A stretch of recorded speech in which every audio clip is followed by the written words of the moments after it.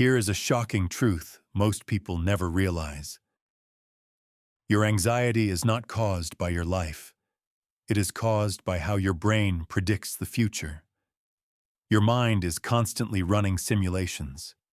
It scans for possible threats, imagines worst-case scenarios, and prepares you for problems that may never happen.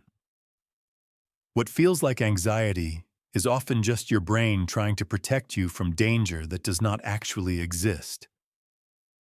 Thousands of years ago, this system helped humans survive.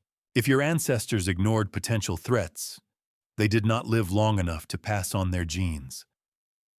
The brain evolved to focus more on danger than safety. But the modern world changed faster than your brain did. Today, you are rarely running from predators or fighting for survival, yet your nervous system still reacts as if every uncertainty might be life-threatening.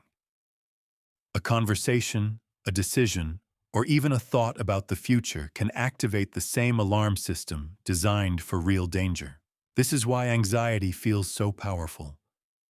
Your body believes something serious is happening, even when the threat only exists in your imagination. But once you understand how this system works, you gain something extremely important: the ability to retrain your mind, calm your nervous system, and stop letting fear control how you live. Before we begin, if you're done waiting for motivation to find you, hit like. Not for me, for you. And subscribe only if you're serious about building the version you keep talking about. Chapter 1. Before you can quiet the anxious mind, you must first understand what it truly is. Most people experience anxiety as if it appears out of nowhere. One moment they feel normal, the next their thoughts begin racing, their chest tightens, and their mind begins projecting possible disasters into the future. Because this experience feels sudden and overwhelming, it is easy to assume that anxiety is irrational or even a personal weakness. But anxiety is not random, and it is not weakness. It is a system. It is your mind's ancient alarm mechanism designed to detect danger and prepare you to survive it. Long before modern civilization existed, this alarm system was essential for human survival. The people who remained alert to threats, predators in the forest, dangerous terrain, hostile tribes, were the ones who lived long enough to pass on their genes. Your brain still carries that ancient programming. At the center of this system is a small structure deep inside your brain called the amygdala. You can think of the amygdala as your brain's security guard. Its job is simple: scan the environment for potential threats and react quickly when something seems dangerous. When the amygdala senses danger, it activates what psychologists call the fight, flight, or freeze response. Your heart rate increases. Your breathing becomes faster and shallower. Your muscles tighten. Stress hormones like adrenaline and cortisol flood your bloodstream. All of this happens within seconds. This response was designed to prepare your body for immediate action, to run, fight, or protect yourself. In life-threatening situations, it can save your life. But here is the problem. Your brain cannot always distinguish between real physical danger and imagined psychological threats. A presentation at work can trigger the same biological reaction as encountering a predator in the wild. An uncertain conversation can activate the same alarm system as facing an actual attack. Even thoughts about future possibilities can stimulate the same physiological response as real events. This is why anxiety can feel so intense. Your body is responding as if something dangerous is happening right now, even when the threat exists only in your mind. To understand this more clearly, imagine your anxious mind as a smoke detector. A smoke detector is not a bad device. In fact, it can save your life by alerting you to fire. But if that detector becomes overly sensitive, It begins reacting to things that are not dangerous at all. Steam from the shower, smoke from cooking, even dust in the air. The alarm keeps sounding even when there is no fire. This is what happens inside the anxious mind. The alarm system is not broken, but it has become overly reactive. Instead of responding only to real threats, it begins reacting to uncertainty, social evaluation, imagined failures, and countless other situations that pose no immediate danger. The mind begins scanning constantly for potential problems. Psychologists refer to this tendency as the negativity bias. The negativity bias means that your brain naturally gives more attention to potential threats than to positive or neutral experiences. From an evolutionary perspective, this made perfect sense. Early humans who ignored possible danger did not survive long. Those who remained alert to potential risks had a better chance of protecting themselves and their families. But in modern life, this same mechanism can become exhausting. Instead of scanning for predators or physical danger, the anxious mind scans for mistakes, rejection, uncertainty, and imagined future disasters. A small problem becomes evidence that something is wrong. A minor uncertainty becomes a signal that something terrible might happen. When this cycle intensifies, the amygdala can begin to override your brain's rational thinking centers. The part of your brain responsible for logical reasoning and decision-making, the prefrontal cortex, temporarily loses influence. Blood flow shifts toward emotional and survival centers instead. In this state, calm reasoning becomes difficult. Your thoughts become reactive rather than reflective. This is why anxious thinking often feels irrational in hindsight. When anxiety takes control, your brain is literally operating in survival mode. But here is the crucial insight most people never learn. This process is not permanent. Your brain is capable of change. One of the most remarkable discoveries in modern neuroscience is that the brain continuously rewires itself through experience. This process, known as neuroplasticity, means that the patterns of anxiety that exist today are not fixed for the rest of your life. Every thought you repeat strengthens certain neural pathways. Every reaction you practice reinforces specific emotional patterns. Over time, these patterns become automatic. But the same principle works in the opposite direction. When you begin responding to anxious thoughts with awareness rather than panic, you begin weakening those old pathways. When you practice calming your nervous system instead of reacting automatically, you create new neural circuits associated with stability and control. This process happens gradually, but it is powerful. The first step in this transformation is learning to stop fighting anxiety. Most people instinctively resist anxious thoughts. They try to push them away, suppress them, or eliminate them entirely. But resistance often has the opposite effect. The more forcefully you try to reject anxiety, the more attention you give it, and attention is the fuel that keeps it alive. Instead of treating anxiety as an enemy, it becomes far more effective to view it as a signal that something inside your system has been activated, a signal that your mind is trying, even if imperfectly, to protect you. When you begin observing anxiety rather than battling it, something interesting happens. The emotional intensity begins to decrease. The alarm system starts losing its urgency.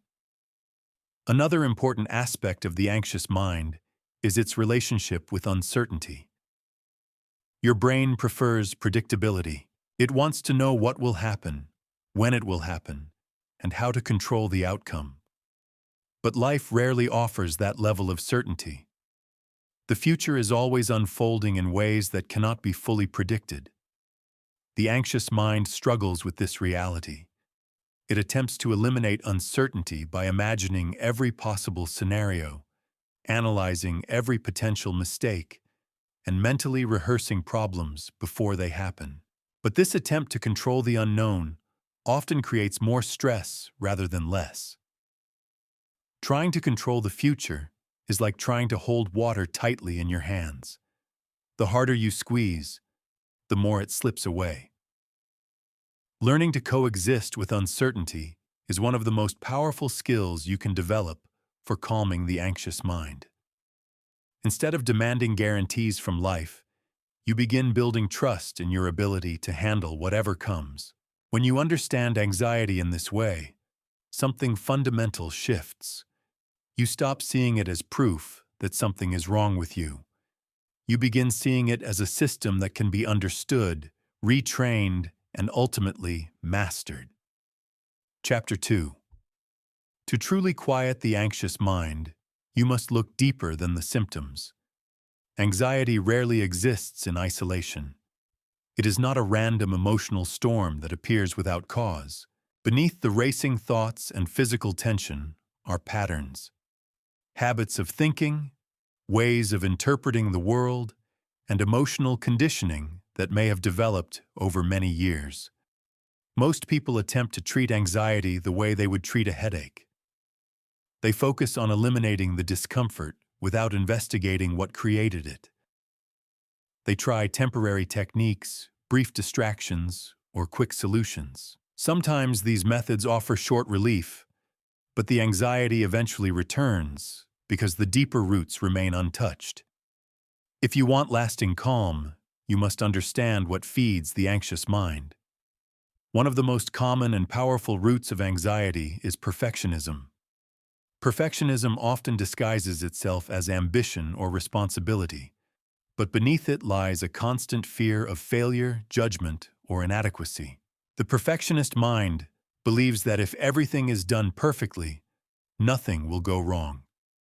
It believes that careful planning, endless preparation, and constant vigilance will eliminate mistakes and prevent negative outcomes.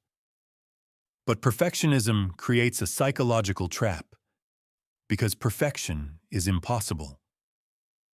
No matter how much effort you invest, there will always be uncertainties, imperfections, and variables beyond your control. The perfectionist mind, therefore, remains in a state of constant tension, scanning endlessly for potential problems that must be fixed before they occur. The internal dialogue of perfectionism sounds something like this: if I prepare enough, nothing will go wrong. If I think about every possibility, I can prevent failure. If I worry about it long enough, I will find the solution. But this mindset does not create peace. It creates hypervigilance. The perfectionist mind never allows itself to rest. There is always another improvement to make, another mistake to prevent, another scenario to analyze. Over time, this constant mental pressure becomes fertile ground for anxiety. Closely related to perfectionism is the need for certainty and control. The anxious mind craves guarantees. It wants reassurance that the future will unfold in a predictable way. It wants to know that relationships will remain stable, that careers will progress smoothly, that health will remain intact, and that life will unfold according to plan. But life rarely offers such assurances. In reality, uncertainty is woven into the fabric of existence. Unexpected events occur. Plans change. Opportunities arise and disappear. Relationships evolve in ways that cannot always be predicted. When the mind attempts to eliminate uncertainty completely, it enters a cycle that actually strengthens anxiety. Uncertainty triggers worry. Worry increases the desire for control. Attempts to control the uncontrollable create frustration.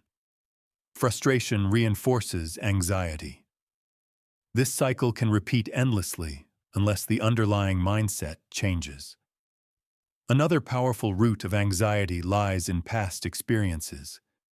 Your nervous system has a remarkable memory. Experiences of rejection, trauma, criticism, or overwhelming stress can leave lasting impressions on the brain. Even when those experiences are long in the past, the emotional patterns they created can remain active. If you experienced intense stress or emotional pain in earlier periods of your life, your nervous system may have learned to remain alert for similar threats in the future. This is not a conscious decision. It is an automatic protective response. The mind thinks it is helping you by staying on guard. But sometimes it remains on guard long after the original danger has passed. This is why some people feel anxious even when their lives appear stable or successful. Their nervous systems are operating based on old information, memories of situations that no longer exist but still influence how they interpret the present. In addition to past experiences, the beliefs you carry about yourself and the world also shape anxiety. Your mind is constantly interpreting reality through the lens of your beliefs. If you believe that the world is unpredictable and dangerous, your brain will look for evidence that confirms this belief. If you believe that you are not capable of handling challenges, every difficulty will appear overwhelming. These beliefs often operate quietly in the background of your thinking. They influence how you interpret events, how you evaluate risks, and how you respond to uncertainty. For example, someone who believes "I must not fail" will experience even small challenges as potential threats to their identity. Someone who believes people cannot be trusted will approach relationships with constant suspicion and tension. These beliefs act like invisible filters through which every experience passes. Over time, they can create an internal environment where anxiety becomes the default state. The culture surrounding you can also contribute to these patterns. Modern society often thrives on fear and dissatisfaction. News cycles highlight danger and crisis. Social media amplifies comparison and judgment. Advertising repeatedly suggests that something about your life is incomplete or insufficient. When you are exposed to these messages continuously, your mind begins internalizing them. Even when there is no immediate threat, your brain learns to expect problems. Another overlooked contributor to anxiety is the disconnection between mind and body. Many people live almost entirely inside their thoughts. They analyze, plan, worry, and evaluate constantly. But in doing so, they lose connection with the physical signals of their bodies. The body possesses its own intelligence.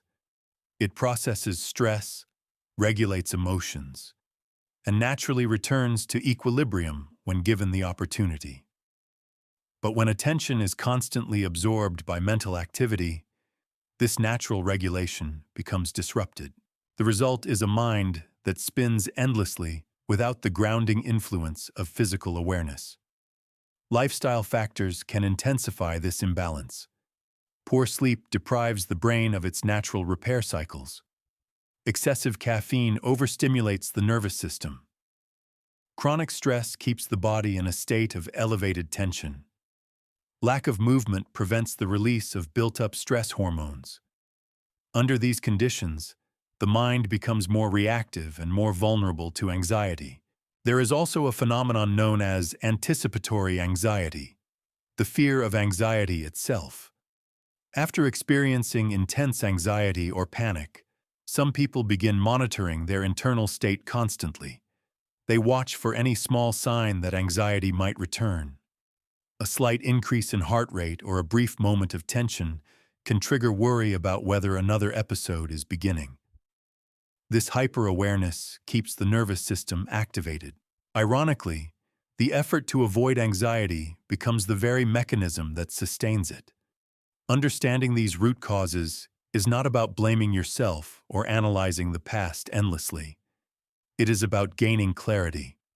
When you recognize the deeper patterns that sustain anxiety, you begin to see that it is not a mysterious force controlling your life. It is a system shaped by habits, beliefs, experiences, and physiology. And systems can be changed. Chapter 3. Your mind and body are not separate systems operating independently. They are deeply interconnected, constantly communicating through an intricate network of nerves, hormones, and electrical signals. When anxiety appears, it is not only a mental experience. It is also a physiological state that unfolds inside your body. Understanding this connection is one of the most important steps in mastering anxiety.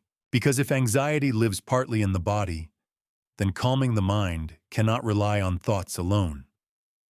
You must also learn how to work with your physiology. When anxiety activates, your body enters a state of heightened alertness. Your heart rate increases to pump more blood through your system. Your breathing becomes shallow and rapid. Muscles tighten in preparation for action. Stress hormones such as adrenaline and cortisol surge through your bloodstream. All of these reactions are designed to help you respond quickly to danger. In the wild, this response would help you escape a predator or react to a sudden threat. But in modern life, the same biological mechanism often activates in response to situations that are not physically dangerous. A conversation, a deadline, a decision about the future. When this response occurs repeatedly without resolution, the body remains stuck in a state of tension. Over time, this constant activation becomes exhausting. The nervous system struggles to return to equilibrium. Sleep becomes more difficult. Concentration declines. Emotional reactions become stronger and more unpredictable. The body begins living in a pattern of chronic stress. Fortunately, the body also possesses powerful systems designed to restore calm. At the center of this recovery process is the parasympathetic nervous system, often referred to as the body's rest and restore system. When activated, this system slows the heart rate, deepens breathing, relaxes muscles, and allows digestion and healing processes to resume. In other words, it moves your body from survival mode back into balance. The key is learning how to activate this system intentionally, rather than waiting for it to happen automatically. One of the most effective ways to influence your nervous system is through breathing. Breathing occupies a unique position in the body. It happens automatically, but it can also be consciously controlled. Because of this dual nature, breathing becomes a direct bridge between the mind and the nervous system. Most anxious breathing patterns are shallow and rapid. People breathe primarily from the upper chest, taking quick breaths that signal urgency to the brain. Each shallow inhale reinforces the message that something may be wrong. But when breathing becomes slower and deeper, especially when it engages the diaphragm, the nervous system receives an entirely different signal: safety. One breathing pattern that has proven particularly effective for calming anxiety is known as the 4-7-8 breathing technique. First, inhale slowly through your nose for a count of 4. Then hold that breath gently for a count of 7. Finally, exhale slowly through your mouth for a count of 8. This extended exhale activates the parasympathetic nervous system and helps slow the heart rate. It also gives your mind something structured to focus on, interrupting the spiral of anxious thoughts. Breathing, however, is not the only way the body communicates safety to the brain. Posture also plays an important role. When anxiety arises, the body instinctively contracts. Shoulders pull forward, the chest tightens, the spine curves inward. This posture signals vulnerability and reinforces feelings of threat. But when you consciously adjust your posture, standing taller, opening your chest, relaxing your shoulders, you send a different message through your nervous system. Your body begins telling your brain that you are safe and capable. Temperature can also influence your nervous system in surprising ways. Exposure to cold, such as splashing cold water on your face or taking a brief cold shower, activates the vagus nerve. This nerve plays a central role in regulating the parasympathetic nervous system. Stimulating it can rapidly shift your body from stress toward calm. Warmth can have a similar effect in a different way. A warm bath, a heated blanket, or even a warm drink can soothe the nervous system and create a sense of physical security. Another powerful method for releasing tension is progressive muscle relaxation. When anxiety arises, muscles often tighten automatically, but the body sometimes forgets how to release that tension afterward. Progressive muscle relaxation retrains this process. The technique is simple. Begin with your feet. Gently tense the muscles for about 5 seconds, then release them completely. Notice the difference between tension and relaxation. Gradually move upward through your body.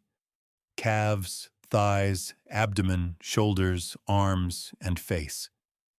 Each time, create tension briefly and then allow the muscles to relax.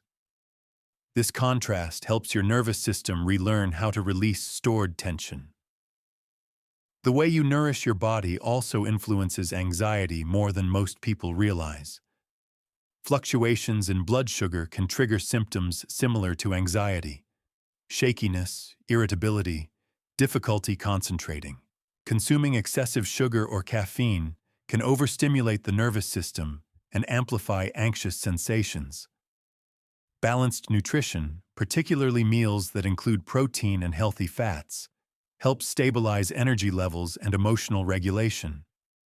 Certain nutrients also support nervous system function. Magnesium, for example, plays an important role in calming neural activity. Foods rich in magnesium, such as leafy greens, nuts, and seeds, can contribute to a more balanced physiological state. Movement is another powerful regulator of stress. When anxiety activates the body's survival response, stress hormones accumulate in the bloodstream. Physical activity helps metabolize these hormones and release the built-up energy associated with stress. This does not require intense exercise. A simple walk, gentle stretching, or even rhythmic movement such as dancing can help discharge nervous tension and restore balance. Sleep, perhaps more than any other factor, determines the stability of the nervous system. During sleep, the brain processes emotional experiences and resets many of its regulatory systems. Without sufficient sleep, the amygdala, the brain's alarm center, becomes more reactive, while the rational prefrontal cortex becomes less effective. This imbalance makes anxiety much easier to trigger. Creating consistent sleep routines, reducing screen exposure before bedtime, and maintaining a cool, dark, sleeping environment can significantly improve emotional resilience. Finally, it is important to understand that your body operates according to natural rhythms. Energy levels rise and fall throughout the day. Some periods are better suited for focus and productivity, while others invite rest and reflection. Ignoring these rhythms and pushing continuously through exhaustion places additional strain on the nervous system. When you begin working with your body instead of against it, anxiety loses much of its physical foundation. Calm is not something you force. It is something you allow your body to remember. Chapter 4. One of the most important discoveries you can make about anxiety is this: anxiety cannot truly exist in the present moment. It always lives somewhere else. It lives in imagined futures, in scenarios that have not happened and may never happen. Or it lives in the past, replaying moments that have already ended but continue to echo inside the mind. The anxious mind is constantly traveling through time. It projects forward, asking endless questions. What if this goes wrong? What if I fail? What if something unexpected happens? Or it travels backward. Why did I say that? What if I had done something different? What if I made a mistake? These questions pull your attention away from the only place where life actually unfolds: the present moment. Right now. Your anxious mind is like a traveler who has forgotten where home is. It wanders through past and future possibilities, while the reality of this moment remains unnoticed. And yet, if you pause for a moment and examine what is actually happening right now, you may discover something surprising. In this exact moment, you are often safe. The danger exists primarily in the mind's projection of what might happen, not in what is currently occurring. This realization forms the foundation of present moment awareness. Present moment awareness does not mean ignoring the future or denying the past. It simply means returning your attention to what is actually happening now instead of being consumed by imagined scenarios. When your attention settles into the present moment, anxiety loses its primary fuel source, because the mind can only imagine problems when it leaves the present. One of the simplest and most powerful ways to return to the present moment is through the breath. Your breath is always happening now. You cannot breathe in the past, and you cannot breathe in the future. Every inhale and exhale occurs in the present moment. When anxious thoughts begin to accelerate, gently shift your attention toward your breathing. Notice the air entering your nose. Notice the sensation of your chest expanding. Notice the subtle movement of your abdomen rising and falling. You do not need to control the breath perfectly. Simply observing it begins to anchor your awareness. Over time, this simple practice creates space between you and your anxious thoughts. Another powerful doorway into the present moment lies in your senses. Your senses operate only in the present. They cannot perceive the past or the future. When anxiety begins building, take a moment to reconnect with what your senses are experiencing. Look around and notice what you can see: colors, shapes, patterns of light. Listen carefully to the sounds around you: distant traffic, quiet movement in the room, the rhythm of your own breathing. Feel the physical sensations in your body, the weight of your feet on the ground, the temperature of the air on your skin, the contact between your body and the chair you are sitting in. These sensory details immediately bring your awareness back to the present moment. Another technique involves gently naming your experience. When anxiety begins to appear, instead of becoming lost in it, simply observe it and say quietly to yourself, "I notice that my mind is creating anxious thoughts," or "I notice that my body is feeling tense." This subtle shift creates distance between you and the anxiety. Instead of being the anxiety, you become the observer of it. You realize that you are not your thoughts. You are the awareness noticing those thoughts as they arise and pass away. This perspective can be profoundly liberating. Mindfulness meditation is essentially the practice of strengthening this ability. Contrary to popular belief, mindfulness does not require sitting in silence for hours or achieving a special mental state. It is simply the practice of noticing when your mind has wandered and gently bringing it back to the present. Each time you notice that your thoughts have drifted into worry and return your attention to the present moment, you strengthen your mental stability. This process is similar to training a muscle. At first, your mind may wander frequently. That is natural. The goal is not to eliminate wandering thoughts, but to notice them more quickly and return to awareness with patience rather than frustration. Another form of present awareness comes from reconnecting with the body. Your body never leaves the present moment. It cannot travel to the past or the future.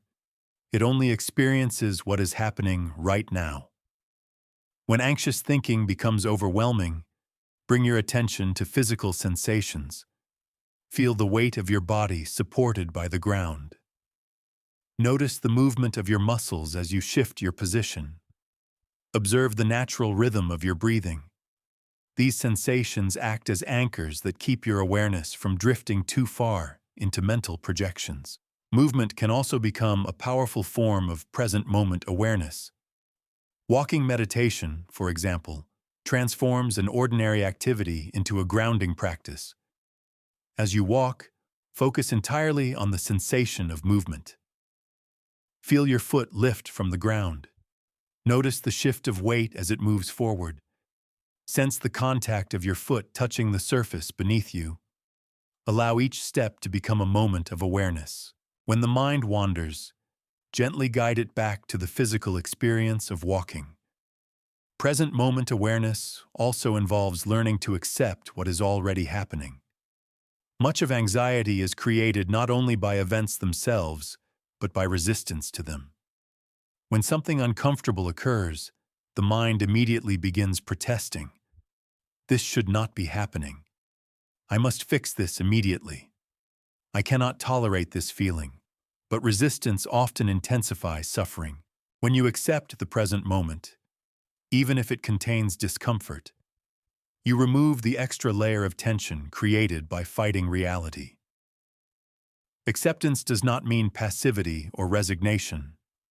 It simply means acknowledging what is happening before deciding how to respond. From this place of clarity, wise action becomes possible. As you practice present moment awareness, you begin to notice something remarkable. Most of the things your mind worries about never actually happen, and the challenges that do arise are rarely as catastrophic as the anxious mind predicted. When you remain present, you see reality more clearly. You respond with intelligence rather than panic. You discover that you possess far greater resilience than anxiety would ever allow you to believe. Chapter 5. Your thoughts are powerful, but they are not facts. This simple realization is one of the most liberating truths you can discover when working with anxiety. Yet for most people, thoughts appear so convincing that they are accepted automatically, without question. When anxiety arises, the mind produces narratives that feel intensely real. A small uncertainty becomes a prediction of disaster. A minor mistake becomes evidence of personal failure. An ambiguous situation becomes proof that something terrible is about to happen. The anxious mind is an expert storyteller, but its stories are often exaggerated, distorted, or incomplete. Psychologists refer to these patterns as cognitive distortions, systematic ways the mind bends reality to confirm its fears. These distortions are not signs of weakness. They are learned habits of thinking, reinforced through repetition over time. One common distortion is all-or-nothing thinking. In this pattern, the mind views situations in extremes. Something is either a complete success or a total failure. There is no middle ground. A presentation that goes well, but contains one mistake becomes a disaster in the mind's narrative. A relationship disagreement becomes evidence that the entire relationship is flawed. Reality, however, is rarely so absolute. Another distortion is catastrophizing. This is the tendency to imagine the worst possible outcome and treat it as inevitable. A small health concern becomes a serious illness. A challenging conversation becomes the beginning of a major conflict. A delay becomes a sign that everything is going wrong. Catastrophizing creates emotional intensity long before any real problem exists. Then there is mind reading. In this pattern, the anxious mind assumes it knows what others are thinking, usually in negative terms. A neutral facial expression becomes proof that someone is upset with you. A delayed response to a message becomes evidence that you have been judged or rejected. But in reality, you rarely have access to another person's internal thoughts. Your mind is filling in the blanks with assumptions. Another distortion is fortune-telling. The anxious mind predicts the future with absolute certainty, and those predictions are almost always negative. It says things like, "This will not work. I will embarrass myself. something will go wrong. The future becomes fixed in the mind's imagination before it has even unfolded. All of these patterns share one common feature. They transform possibilities into perceived certainties. Once the anxious mind believes a negative prediction, it begins searching for evidence to support it. This process is known as confirmation bias. When confirmation bias activates, the brain selectively notices information that confirms the fear while ignoring information that contradicts it. If you believe you are likely to fail, your mind will highlight every small mistake and overlook every success. If you believe others are judging you, your mind will notice every critical expression while ignoring signs of acceptance. Over time, this filtering process strengthens the anxious narrative. But here is the important insight. Just because a thought appears does not mean it is accurate.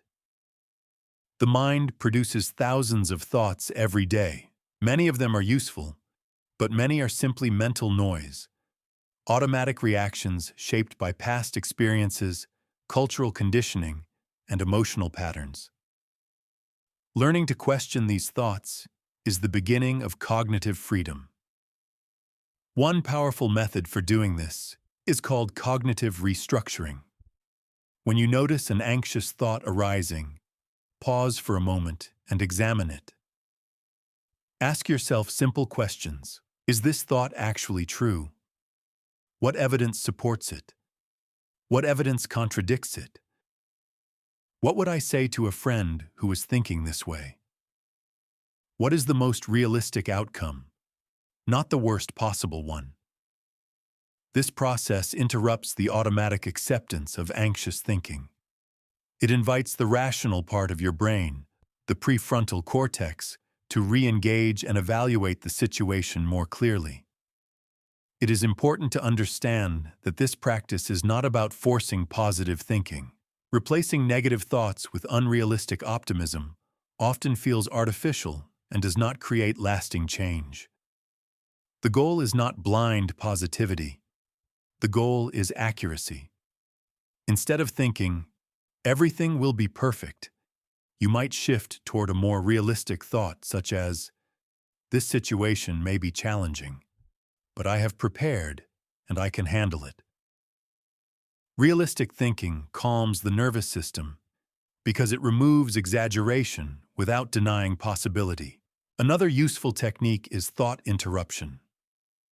When anxious thinking becomes repetitive, looping the same worries again and again, you can consciously interrupt the pattern.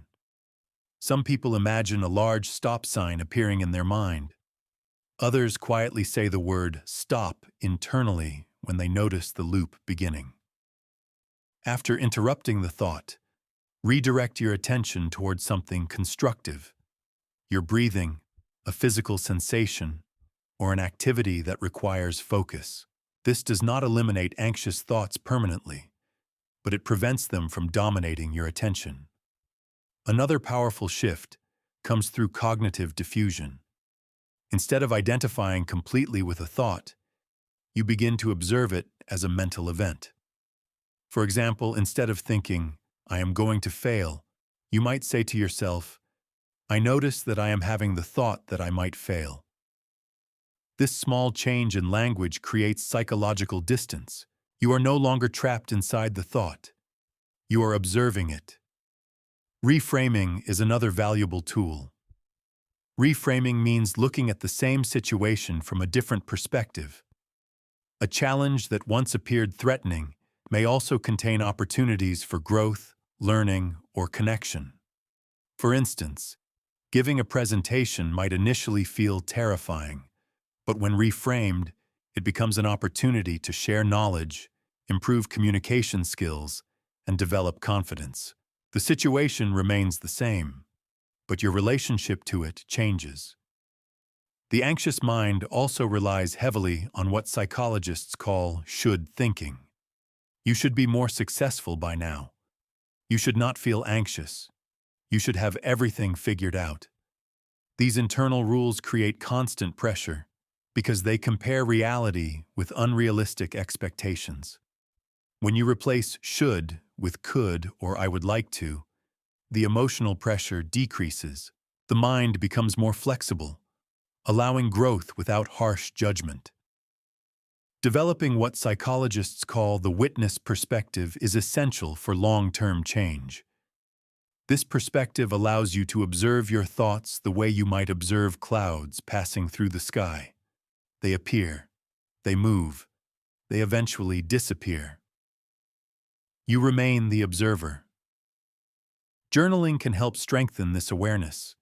When anxious thoughts are written down, they often lose some of their emotional intensity. Seeing them on paper allows you to analyze them more objectively. You may even notice patterns that were invisible while they were swirling in your mind. Through consistent practice, you begin to retrain the mind. Each time you question an anxious thought instead of accepting it automatically, you weaken its influence. Each time you choose a realistic perspective over catastrophic thinking, you strengthen a new neural pathway. At first, this process requires effort, but with repetition, it becomes natural. Over time, the mind learns that it no longer needs to react with fear to every uncertainty. It learns that calm is possible. Chapter 6. Mental detachment is one of the most powerful yet misunderstood skills when it comes to calming anxiety. Many people hear the word detachment and immediately imagine emotional coldness, indifference, or withdrawal from life. They assume detachment means not caring about anything, but true mental detachment means something very different. It means caring deeply while refusing to let your peace depend entirely on outcomes you cannot control. The anxious mind is usually tightly attached to specific results. It wants situations to unfold exactly as planned. It wants other people to behave in predictable ways. It wants the future to match its expectations perfectly. When these expectations are threatened, anxiety rises quickly. Attachment creates tension because it ties your sense of safety to things that are inherently uncertain. You want the interview to go perfectly. You want the relationship to remain stable. You want the future to be predictable. But life rarely cooperates with such demands. The more tightly you grip these expectations, the more fragile your emotional state becomes. Imagine holding a rope with all your strength. Your hands tighten, your muscles strain, and the tension increases with every second. Eventually, your grip becomes painful. Ironically, gripping too tightly makes it harder to hold on at all. Mental attachment works the same way. When your mind grips outcomes too tightly, every uncertainty feels threatening. Detachment does not mean dropping the rope completely. It means holding it with a relaxed but steady grip. You still care about your goals. You still make effort. You still pursue what matters to you. But you allow room for reality to unfold without forcing it. A useful distinction here is the difference between preference and attachment. A preference is when you would like something to happen, but can remain emotionally stable if it does not. An attachment is when you feel that something must happen in order for you to feel okay. For example, you may prefer that a project succeeds. You work hard and hope for a positive outcome, but if the result turns out differently than expected, you can still maintain your sense of self-worth and stability. Attachment, however, sounds different. I must succeed, or I am a failure. I must be approved of, or something is wrong with me. I must control the outcome, or everything will fall apart. When peace becomes dependent on outcomes, anxiety naturally increases. One of the most powerful practices of detachment is outcome independence. Outcome independence means doing your best while releasing the emotional demand that life must reward you in a specific way. You plant the seed. You water it. You provide sunlight and care. But you do not stand over the soil demanding that the plant grow faster or in a particular direction.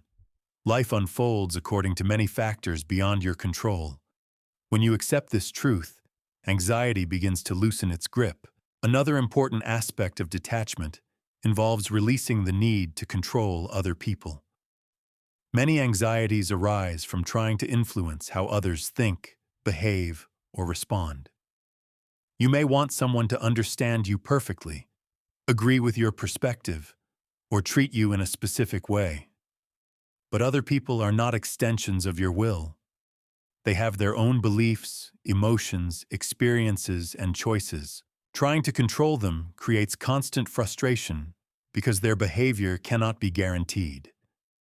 You can influence people through communication, kindness, and clarity. But ultimately, each person follows their own path. Detaching from the need to control others allows relationships to become more authentic. You offer your perspective honestly. You listen. You engage with care. But you do not make your inner peace dependent on their response. Detachment also applies to the image you carry about yourself. Many people unconsciously maintain an identity that must be protected at all costs. They feel they must appear successful, intelligent, likable, or flawless in the eyes of others. Maintaining this image can become exhausting. Every conversation becomes a performance. Every mistake feels like a threat. Every criticism feels like an attack on identity. True detachment means allowing yourself to be imperfect. It means being willing to make mistakes, to be misunderstood, and to accept that not everyone will approve of you. Paradoxically, when you stop trying to maintain a flawless image, your interactions often become more genuine and relaxed. Another form of detachment involves letting go of resistance. When something unwanted happens, the mind often reacts immediately with protest. This should not be happening. This is unfair. I need to fix this right now. But resisting reality does not change what has already occurred. It simply adds another layer of emotional tension. Detachment allows you to acknowledge what has happened without amplifying it with unnecessary resistance. You recognize the situation clearly. Then you decide how to respond. Detachment also applies to time. The anxious mind often becomes attached to specific timelines. You want progress to happen quickly. You want problems solved immediately. You want answers without delay. But life unfolds according to rhythms that cannot always be accelerated. Growth takes time. Understanding takes time. Healing takes time. When you detach from rigid timelines, patience becomes easier. You focus on taking the next step rather than forcing immediate results. Closely related to detachment is the concept of surrender. Surrender does not mean giving up. It means releasing the illusion that you must control everything in order to be safe. You still take action.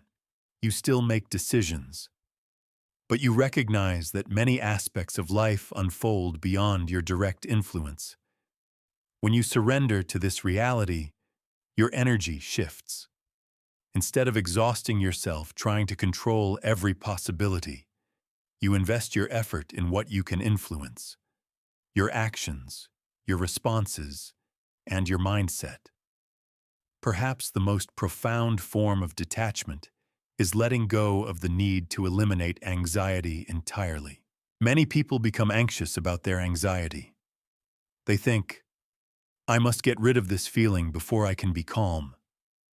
But this demand creates a paradox. The more desperately you try to eliminate anxiety, the more attention and resistance you give it, which often intensifies the experience. True freedom arises when you allow anxiety to exist temporarily without interpreting it as a personal failure. You recognize it as a passing emotional state. Like weather, it moves through the system. Sometimes clouds appear. Sometimes storms arise. But none of these conditions define the sky itself. Your awareness is the sky. Your thoughts and emotions are simply the weather passing through it. Chapter 6. Mental detachment is one of the most powerful yet misunderstood skills when it comes to calming anxiety. Many people hear the word detachment and immediately imagine emotional coldness, indifference, or withdrawal from life. They assume detachment means not caring about anything, but true mental detachment means something very different. It means caring deeply while refusing to let your peace depend entirely on outcomes you cannot control. The anxious mind is usually tightly attached to specific results. It wants situations to unfold exactly as planned. It wants other people to behave in predictable ways. It wants the future to match its expectations perfectly. When these expectations are threatened, anxiety rises quickly. Attachment creates tension because it ties your sense of safety to things that are inherently uncertain. You want the interview to go perfectly. You want the relationship to remain stable. You want the future to be predictable. But life rarely cooperates with such demands. The more tightly you grip these expectations, the more fragile your emotional state becomes. Imagine holding a rope with all your strength. Your hands tighten, your muscles strain, and the tension increases with every second. Eventually, your grip becomes painful. Ironically, gripping too tightly makes it harder to hold on at all. Mental attachment works the same way. When your mind grips outcomes too tightly, every uncertainty feels threatening. Detachment does not mean dropping the rope completely. It means holding it with a relaxed but steady grip. You still care about your goals. You still make effort. You still pursue what matters to you. But you allow room for reality to unfold without forcing it. A useful distinction here is the difference between preference and attachment. A preference is when you would like something to happen, but can remain emotionally stable if it does not. An attachment is when you feel that something must happen in order for you to feel okay. For example, you may prefer that a project succeeds. You work hard and hope for a positive outcome. But if the result turns out differently than expected, you can still maintain your sense of self-worth and stability. Attachment, however, sounds different. I must succeed, or I am a failure. I must be approved of, or something is wrong with me. I must control the outcome, or everything will fall apart. When peace becomes dependent on outcomes, anxiety naturally increases. One of the most powerful practices of detachment is outcome independence. Outcome independence means doing your best while releasing the emotional demand that life must reward you in a specific way. You plant the seed. You water it. You provide sunlight and care. But you do not stand over the soil demanding that the plant grow faster or in a particular direction. Life unfolds according to many factors beyond your control. When you accept this truth, anxiety begins to loosen its grip. Another important aspect of detachment involves releasing the need to control other people. Many anxieties arise from trying to influence how others think, behave, or respond. You may want someone to understand you perfectly, agree with your perspective, or treat you in a specific way. But other people are not extensions of your will. They have their own beliefs, emotions, experiences, and choices. Trying to control them creates constant frustration because their behavior cannot be guaranteed. You can influence people through communication, kindness, and clarity. But ultimately, each person follows their own path. Detaching from the need to control others allows relationships to become more authentic. You offer your perspective honestly. You listen. You engage with care. But you do not make your inner peace dependent on their response. Detachment also applies to the image you carry about yourself. Many people unconsciously maintain an identity that must be protected at all costs. They feel they must appear successful, intelligent, likable, or flawless in the eyes of others. Maintaining this image can become exhausting. Every conversation becomes a performance. Every mistake feels like a threat.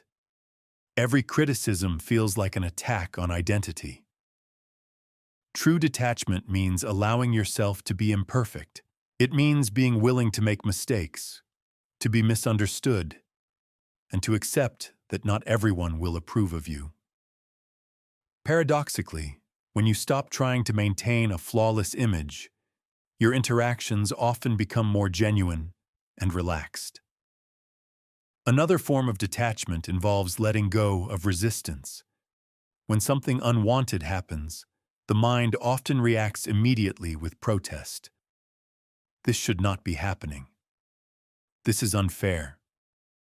I need to fix this right now. But resisting reality does not change what has already occurred. It simply adds another layer of emotional tension. Detachment allows you to acknowledge what has happened, without amplifying it with unnecessary resistance. You recognize the situation clearly. Then you decide how to respond. Detachment also applies to time. The anxious mind often becomes attached to specific timelines. You want progress to happen quickly. You want problems solved immediately. You want answers without delay. But life unfolds according to rhythms that cannot always be accelerated. Growth takes time. Understanding takes time. Healing takes time. When you detach from rigid timelines, patience becomes easier. You focus on taking the next step rather than forcing immediate results. Closely related to detachment is the concept of surrender. Surrender does not mean giving up. It means releasing the illusion that you must control everything in order to be safe. You still take action. You still make decisions. But you recognize that many aspects of life unfold beyond your direct influence. When you surrender to this reality, your energy shifts. Instead of exhausting yourself trying to control every possibility, you invest your effort in what you can influence: your actions, your responses, and your mindset. Perhaps the most profound form of detachment is letting go of the need to eliminate anxiety entirely. Many people become anxious about their anxiety. They think, I must get rid of this feeling before I can be calm. But this demand creates a paradox. The more desperately you try to eliminate anxiety, the more attention and resistance you give it, which often intensifies the experience. True freedom arises when you allow anxiety to exist temporarily, without interpreting it as a personal failure. You recognize it as a passing emotional state. Like weather, it moves through the system. Sometimes clouds appear, sometimes storms arise. But none of these conditions define the sky itself. Your awareness is the sky. Your thoughts and emotions are simply the weather passing through it. Chapter 7. Much of anxiety stems from a deeper experience that many people struggle to name directly: a feeling of unsafety. This feeling is often subtle. It does not always appear as obvious fear. Instead, it may show up as constant alertness, tension in the body, difficulty relaxing, or the sense that something could go wrong at any moment. When the nervous system does not feel safe, it remains in a state of hypervigilance. It scans the environment continuously, searching for signals of potential danger. Even when the external world appears calm, the internal system continues operating as if a threat might appear at any time. To calm anxiety at its roots, you must begin cultivating a sense of inner safety. Inner safety does not mean eliminating all risks from life. That would be impossible. The world contains uncertainty, challenges, and unpredictable events. Inner safety means developing a foundation of trust within yourself that allows your nervous system to relax even when life remains uncertain. One of the most important components of inner safety is self-trust. Self-trust is the belief that you can handle what life brings. It does not mean believing that everything will always go smoothly. Instead, it means trusting your ability to adapt, learn, and respond to whatever circumstances arise. When self-trust is weak, the mind attempts to compensate by controlling the external world. It tries to predict every outcome, prepare for every possible failure, and avoid every potential risk. But when self-trust grows stronger, this constant need for control begins to soften. You recognize that even if situations become difficult, you possess the resilience to navigate them. One way to strengthen self-trust is by reflecting honestly on your past experiences. Consider the challenges you have already faced in your life, moments that once felt overwhelming, situations you believed you could not handle, yet somehow you moved through them. Perhaps you adapted, perhaps you learned, perhaps you discovered strengths that you did not know existed. Your anxious mind often forgets these moments of resilience. It focuses instead on possible future failures. But when you consciously remember the difficulties you have already overcome, you gather evidence of your capacity to handle uncertainty. Each remembered success becomes a brick in the foundation of self-trust.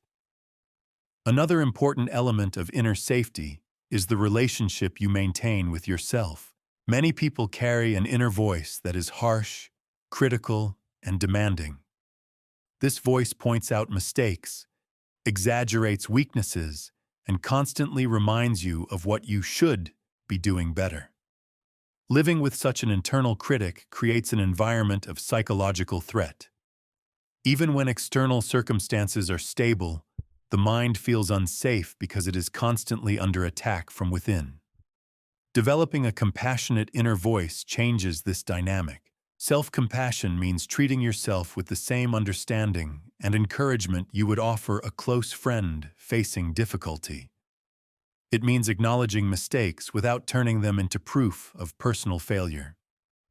When you speak to yourself with patience rather than judgment, your nervous system begins receiving signals of safety instead of threat. Self-compassion does not mean avoiding responsibility or ignoring areas where growth is needed. It simply means that growth occurs more effectively in an environment of support than in an atmosphere of criticism. Healthy boundaries also contribute to inner safety. Boundaries define the limits of what you are willing to accept and what you are not. They protect your time, energy, and emotional well-being. Without boundaries, your life becomes shaped primarily by the expectations and demands of others. You may feel constantly responsible for solving other people's problems, meeting their needs, or maintaining their approval. This creates chronic stress because your sense of control over your own life diminishes. When you establish clear boundaries, you create space for your own needs and priorities. You learn that it is acceptable to say no when necessary, to protect your energy, and to make decisions that support your well-being. Boundaries do not isolate you from others. They allow relationships to become healthier and more balanced. Your physical environment also influences your sense of safety more than you might realize. Spaces that feel chaotic, cluttered, or overstimulating can subtly increase tension in the nervous system. Conversely, environments that feel calm, organized, and supportive encourage relaxation. Creating physical spaces that promote calm, even small areas dedicated to rest or reflection, can help your body recognize moments of safety. Your body itself is another source of security. Practices that support physical well-being, such as proper nutrition, regular movement, and adequate sleep, strengthen the stability of your nervous system. When your body is exhausted, overstimulated, or deprived of rest, the threshold for anxiety becomes much lower. Caring for your physical health, therefore, becomes a practical foundation for emotional balance. Financial stability, even at a modest level, can also contribute to inner safety. While wealth does not eliminate anxiety entirely, having some degree of financial planning and preparedness reduces the stress associated with survival concerns. Creating a simple budget, building savings gradually, or developing multiple sources of income can provide a sense of stability that allows the mind to relax. Inner safety can also grow through meaningful beliefs about life. Some people find comfort in spiritual or philosophical perspectives that emphasize resilience, connection, or purpose. Others develop a worldview grounded in human potential, nature, or personal values. The specific belief system matters less than the sense of meaning it provides. When your life feels connected to something larger than moment-to-moment worries, anxiety loses some of its intensity. Developing practical life skills also strengthens inner security. Every skill you acquire, communication, problem-solving, emotional awareness, technical knowledge, expands your capacity to navigate the world. Each skill becomes another tool available when challenges arise. The more tools you possess, the less threatening uncertainty feels. Supportive relationships also play a vital role in creating inner safety. Human beings are naturally social creatures. Having people you trust, people who listen and understand you, provides a psychological safety net that helps regulate stress. You do not need a large number of relationships. Often, one or two deeply supportive connections can provide more security than dozens of superficial ones. Finally, inner safety grows through purpose. When your life has direction, when you are engaged in activities that feel meaningful, your attention expands beyond immediate fears. Purpose provides context. It reminds you that your life is part of a larger story unfolding over time. Temporary anxieties lose some of their power when they are placed within a broader sense of meaning. Developing inner safety does not happen overnight. It is cultivated gradually through small choices repeated consistently. Each moment of self-trust, each act of self-compassion, each boundary that protects your well-being, each step toward meaningful goals. Together, these practices teach your nervous system a powerful lesson. You are capable of navigating life. And when the nervous system begins to believe this, anxiety begins to loosen its hold. Chapter 8. Emotional regulation is one of the most essential skills for mastering anxiety. It is the ability to experience emotions fully without becoming overwhelmed by them. Many people misunderstand emotions, especially anxiety, believing that they must either suppress them or eliminate them entirely. But emotions are not enemies that need to be defeated. They are signals, temporary waves of experience moving through the mind and body. If you observe emotions carefully, you will notice something important. Every emotion follows a natural cycle. It rises, reaches a peak, and then gradually subsides. This is true for joy, sadness, anger, and anxiety alike. The difficulty arises when we interfere with this natural process. When we resist emotions, fight them, or try to escape them immediately, we unintentionally trap them inside the nervous system. Anxiety becomes overwhelming when you either push it away forcefully or become completely absorbed by it. Learning emotional regulation means learning how to let emotions move through you without losing your center. One effective method for doing this is the RAIN technique, a structured approach to working with difficult emotions. RAIN stands for Recognize, Allow, Investigate, and Non-Attachment. The first step is recognize. When anxiety appears, simply acknowledge it. Notice what you are feeling without immediately trying to fix it. You might say quietly to yourself, "This is anxiety," or "My body is feeling tense." The second step is allow. Instead of resisting the emotion, allow it to be present for a moment. This does not mean you enjoy the feeling. It simply means you stop fighting it. Resistance creates additional tension, while acceptance begins to soften the experience. The third step is investigate. Gently explore how the emotion manifests in your body. Where do you feel it? Perhaps there is tightness in your chest, a knot in your stomach, or tension in your shoulders. Notice the physical sensations without judgment. The final step is non-attachment. Recognize that the emotion is temporary. You are not the anxiety itself. You are the awareness observing it. The feeling is passing through your system, but it does not define you. Another important aspect of emotional regulation is somatic awareness. Emotions are not purely mental experiences. They are deeply connected to bodily sensations. Anxiety, for instance, often appears as physical symptoms: racing heart, shallow breathing, muscle tension, or restlessness. Instead of trying to think your way out of these sensations, it can be more effective to work with them directly.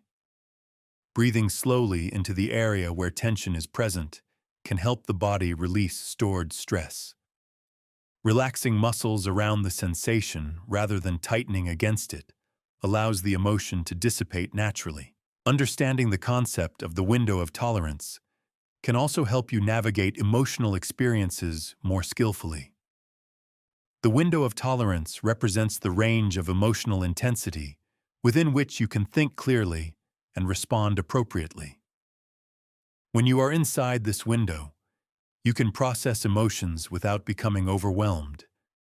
But when anxiety pushes you outside the window, two things may happen. You may become hyper-aroused, feeling panicked, agitated, and unable to focus. Or you may become hypo-aroused, feeling numb, disconnected, or emotionally shut down. Emotional regulation techniques help bring you back into your window of tolerance. One simple and powerful grounding technique is known as the 5-4-3-2-1 method. When anxiety begins to escalate, pause and identify 5 things you can see, 4 things you can touch, 3 things you can hear, 2 things you can smell, and 1 thing you can taste. This practice reconnects your mind with the present moment and interrupts the spiral of anxious thinking. Another effective breathing technique is the physiological sigh. Take a deep inhale through your nose, followed by a second short inhale that fills your lungs completely. Then release the breath slowly through your mouth. This breathing pattern has been shown to activate the parasympathetic nervous system, helping the body shift from stress toward calm. Sometimes emotions feel too intense to process all at once. In these situations, a technique called titration can be helpful. Instead of trying to face the full intensity of the emotion, focus on a smaller portion of it. Work with the sensation gradually, allowing it to soften before exploring deeper layers. This approach prevents emotional overwhelm while still allowing the nervous system to process the experience. Another useful concept is emotional granularity. Many people describe their emotional state with broad labels such as stressed or anxious. But emotions are often more nuanced than that. You might be feeling worried about work, disappointed about a canceled plan, and excited about an upcoming opportunity, all at the same time. When you learn to identify these subtle differences, your brain can respond more precisely to each emotion rather than reacting to a vague sense of distress. The practice of pendulation is another valuable tool. Pendulation involves shifting your attention back and forth between a difficult sensation and a calming resource. For example, you might notice the tension in your chest and then move your attention to the sensation of your feet resting on the floor. Then return briefly to the tension and back again to the grounding sensation. This movement helps your nervous system learn that it can experience discomfort without becoming trapped in it.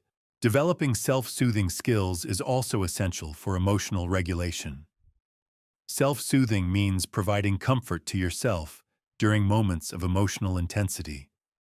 This might involve listening to calming music, taking a warm bath, wrapping yourself in a blanket, or spending time in nature. These practices send signals of safety to the nervous system. Another important technique is cognitive reappraisal, the ability to reinterpret situations in ways that reduce emotional distress. Instead of assuming that a challenge is a disaster, you might view it as an opportunity to learn, adapt, or grow. The event itself does not change, but your interpretation of it influences how your nervous system responds. Sometimes anxiety urges you to avoid situations entirely. Emotional regulation includes the practice of opposite action, doing the opposite of what anxiety suggests when avoidance would prevent growth. For example, if anxiety encourages you to avoid a social event that is important to you, opposite action means attending the event while providing yourself with support and self-care. Each time you act despite fear, you strengthen your confidence in your ability to handle emotional discomfort. Finally, developing distress tolerance helps you navigate intense emotional moments without making them worse. Distress tolerance skills might include temporary distractions, engaging in physical movement, or completing small tasks that create a sense of accomplishment. These strategies allow you to move through emotional storms without becoming overwhelmed by them. Emotions are not permanent states. They are experiences that flow through the body and mind like changing weather. When you learn to work with them rather than fight them, you discover that even anxiety can become manageable. And with practice, the waves that once felt overwhelming begin to feel like natural rhythms within your emotional landscape. Chapter 9. Fear and anxiety often appear as obstacles in life, barriers that prevent you from moving forward. But if you examine them carefully, you may discover that they also contain valuable information. Beneath every fear lies a message about what matters to you. Fear is not only a warning system. It can also be a teacher. Most people try to eliminate fear as quickly as possible. They treat it as something negative that must be suppressed. But when you approach fear with curiosity rather than avoidance, it begins to reveal deeper insights about your values, desires, and areas of growth. Consider this simple example. If you feel anxious about public speaking, what does that fear reveal?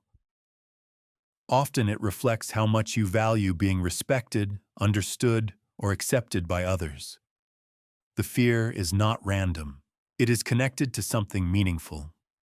Similarly, anxiety about financial security may reveal how deeply you value stability and the ability to provide for yourself or your family. When you begin to look at fear this way, it transforms from a purely negative experience into a source of information. Another powerful insight is that fear often appears at the edge of growth. Whenever you attempt something unfamiliar or important, fear naturally arises. This does not necessarily mean that the action is wrong or dangerous. It often means that you are stepping beyond the boundaries of your current comfort zone. Growth and fear frequently appear together. The key is learning to distinguish between fear that protects you from genuine danger and fear that simply reflects unfamiliar territory. One practical way to explore your fears is through a process called fear inventory. Begin by listing some of the fears that appear most frequently in your life. They might include fears about relationships, career decisions, financial stability, health, or social situations. For each fear, ask yourself several questions. What is this fear trying to protect me from? What does this fear reveal about what I value? If I were not afraid of this situation, what would I do differently? What skills or knowledge might help me feel more confident here? This process shifts fear from a vague emotional reaction into a source of actionable insight. Sometimes fears originate from protective patterns developed earlier in life. For example, a person who experienced criticism or rejection during childhood may develop social anxiety as a way to avoid similar pain in the future. At one time, this protective pattern may have been useful, but over time, the same pattern may begin limiting growth. When you recognize these outdated protections, you can acknowledge them with appreciation rather than resentment.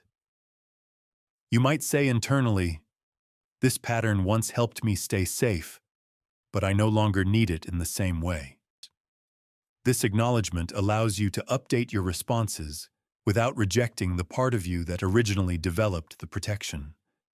Fear can also expose limiting beliefs. Someone who fears failure may hold the belief that mistakes define personal worth.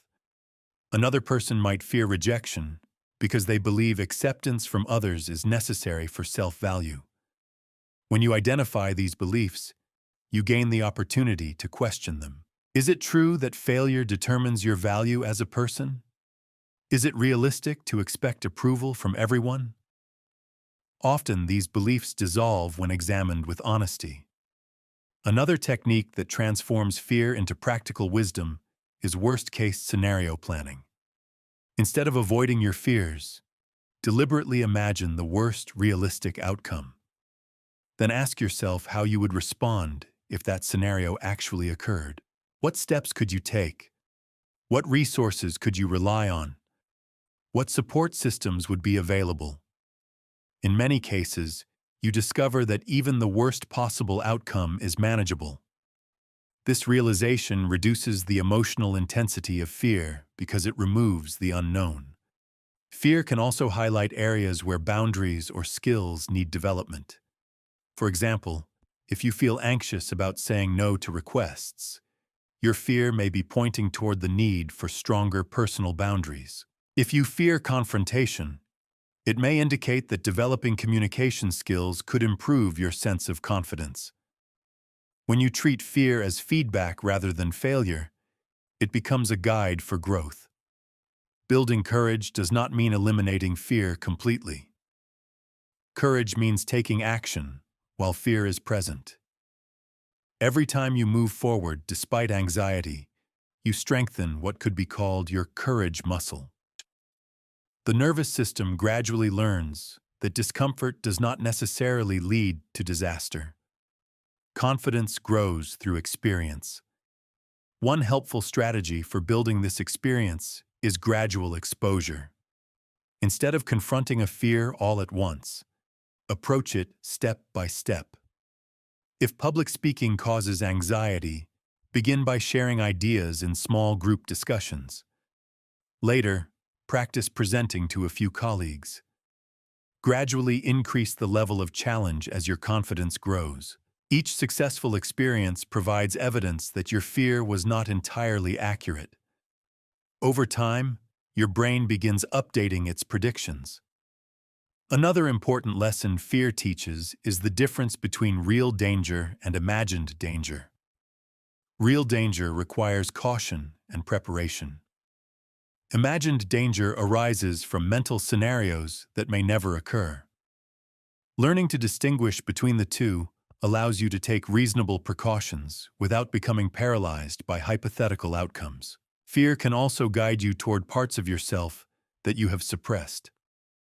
Many people hide aspects of their personality because they fear judgment or rejection. They may suppress ambition, creativity, vulnerability, or individuality. These hidden aspects are sometimes called the shadow. Exploring and integrating these parts of yourself often releases significant energy. The qualities you once feared expressing may become sources of strength and authenticity. Another deeper fear that often influences anxiety is the fear of mortality. Even when it remains unconscious, awareness of life's fragility can create background tension. But when you acknowledge the reality that life is finite, something interesting happens. Many smaller fears begin to lose their power. The recognition that time is limited encourages you to focus on what truly matters. It invites you to take meaningful risks, pursue authentic goals, and live more fully. Ultimately, transforming fear into wisdom requires developing trust. Not naive optimism that nothing difficult will ever happen, but mature trust in your ability to navigate whatever life brings. This trust grows each time you face uncertainty with courage, each time you learn from challenges, each time you realize that fear does not have to dictate your choices. With this perspective, fear becomes less of a prison and more of a compass. Instead of controlling you, it begins pointing toward the directions where growth, meaning, and authenticity are waiting. Chapter 10. Mental resilience is the ability to remain steady even when life becomes difficult. It is not the absence of hardship, nor is it the illusion that everything will always go smoothly. True resilience is the capacity to adapt, recover, and continue moving forward despite challenges. Many people assume resilience is a trait that some individuals possess and others do not.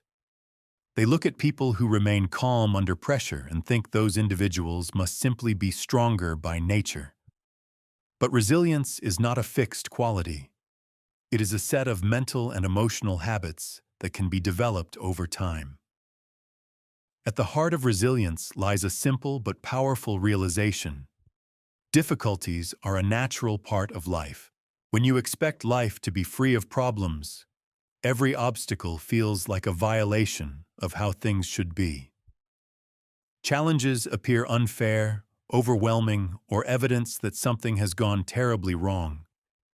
But resilient individuals view adversity differently. They recognize that setbacks, failures, and unexpected events are part of the human experience. Instead of interpreting difficulty as a sign of personal weakness, they treat it as an opportunity to learn and grow. One psychological framework that supports resilience is known as the growth mindset. A growth mindset is the belief that abilities, intelligence, and skills can be developed through effort, learning, and persistence. In contrast, a fixed mindset assumes that these qualities are largely unchangeable. When someone with a fixed mindset encounters difficulty, they may interpret it as proof that they lack ability. This interpretation creates anxiety because each challenge becomes a threat to their identity. But when someone with a growth mindset encounters the same difficulty, they see it as part of the learning process. Mistakes become information. Setbacks become feedback.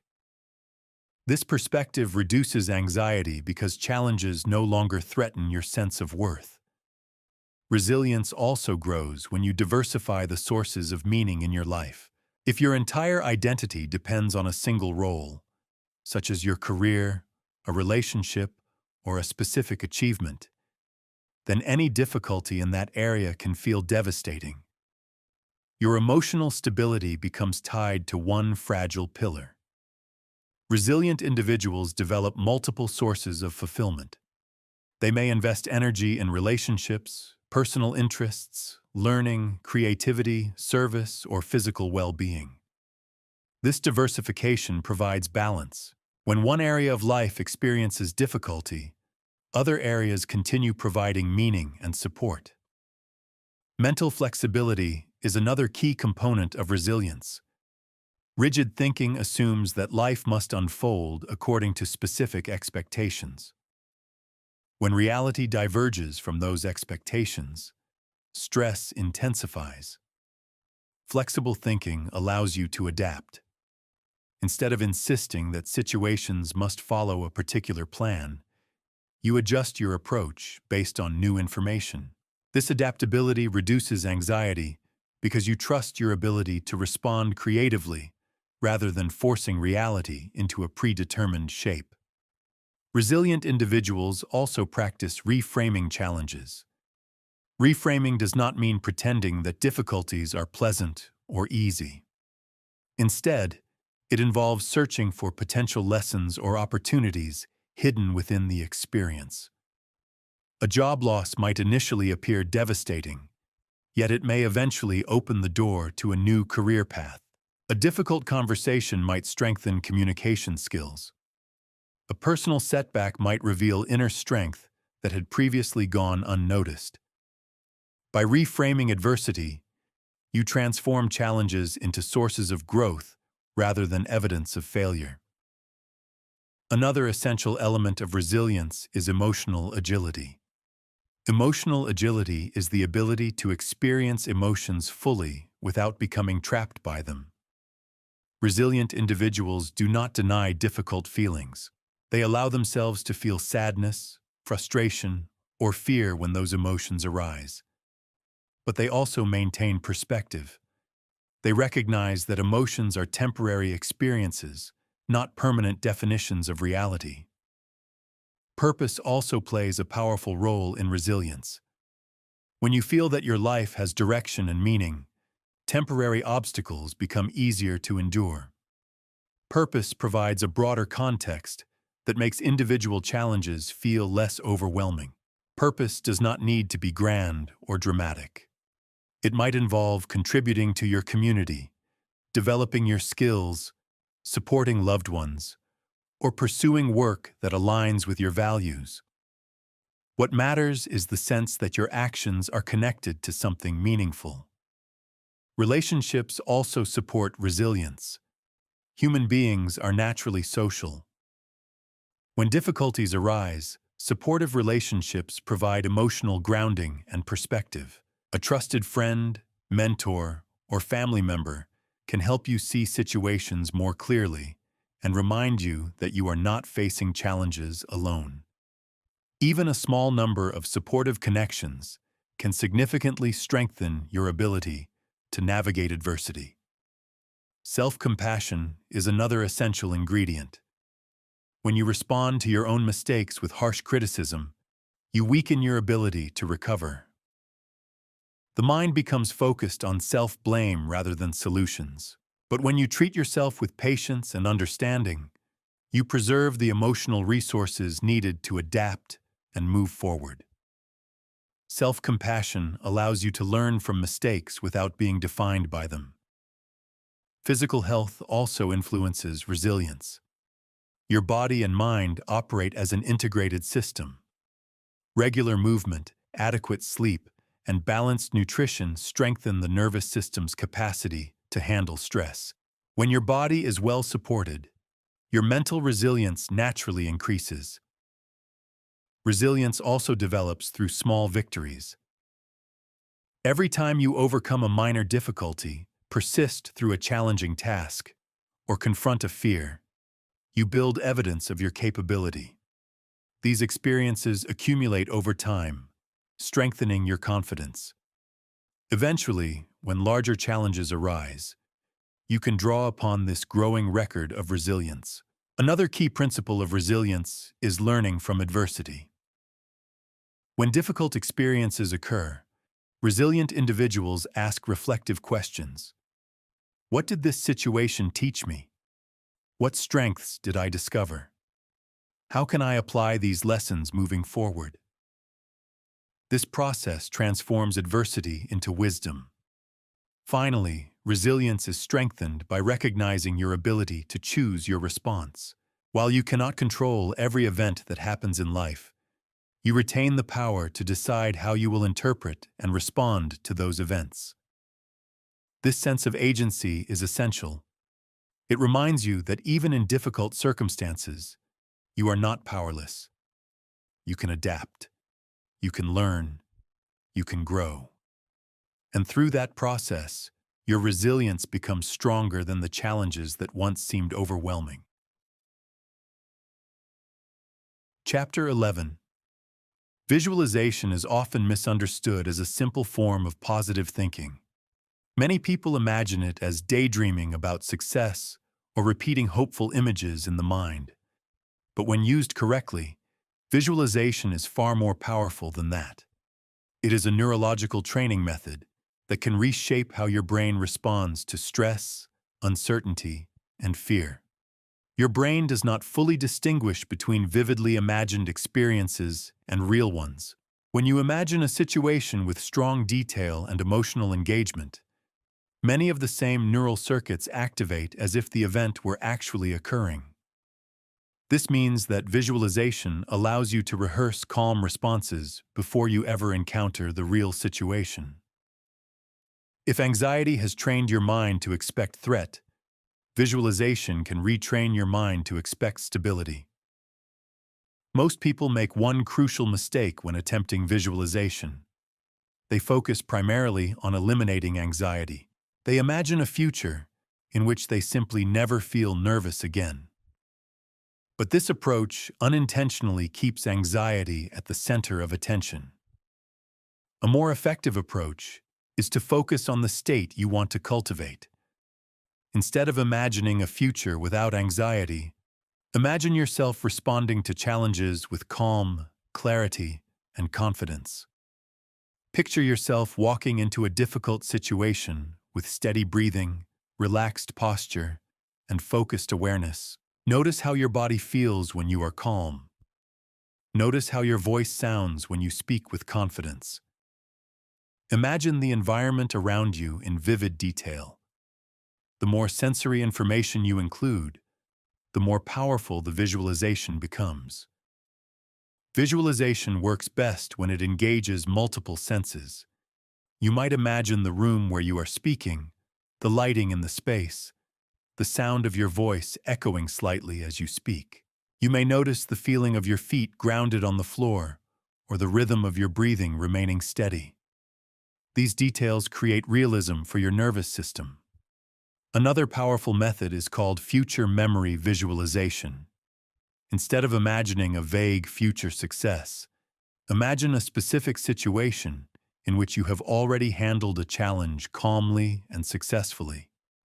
Replay this scenario repeatedly in your mind. Each repetition strengthens neural pathways associated with confidence and composure. Later, when you encounter a similar situation in real life, your brain will recognize it as familiar territory rather than an unknown threat. One particularly useful visualization exercise is the sanctuary visualization. In your mind, create a place that represents complete safety and calm.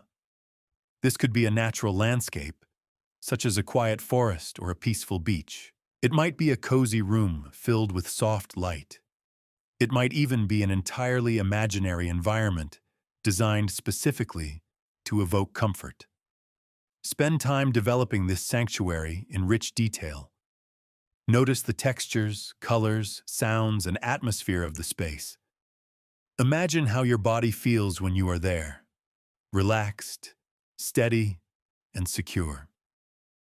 With practice, your mind will begin associating this imagined environment with calmness. Eventually, when anxiety begins to rise, you can mentally return to this sanctuary and allow your nervous system to settle.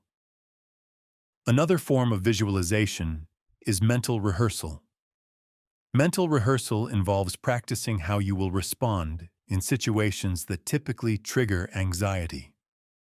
If you anticipate a difficult conversation, imagine the entire interaction unfolding calmly. Picture yourself listening attentively, speaking clearly, and maintaining composure even if unexpected challenges arise. This practice prepares your nervous system for the experience.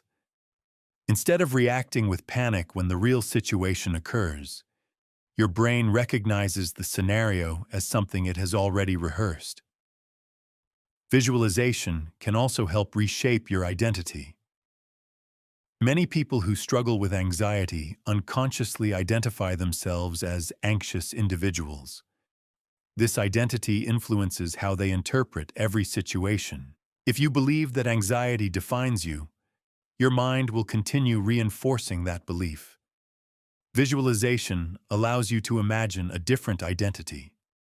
Picture yourself as someone who naturally remains grounded in difficult situations. See yourself responding to challenges with curiosity instead of fear. Notice the qualities of someone who embodies calmness and resilience. Over time, this repeated imagery begins influencing how you perceive yourself. Another interesting technique is reverse visualization.